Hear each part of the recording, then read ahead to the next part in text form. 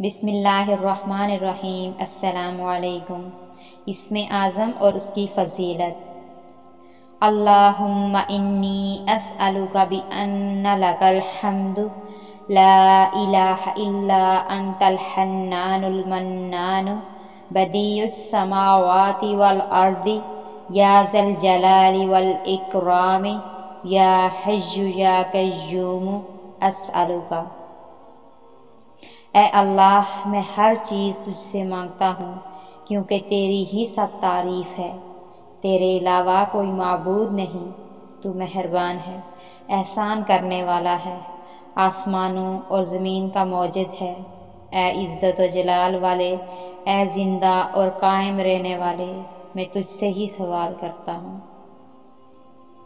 سیدنا انس رضی اللہ تعالی عنہ سے مروی ہے کہ ایک صحابی نے نماز کے بعد یہ دعا مانگی تو رسول اللہ صلی اللہ علیہ وآلہ وسلم نے فرمایا، اس نے اللہ کے اسم اعظم کے ساتھ دعا مانگی ہے، اس کی دعا ضرور قبول ہوگی۔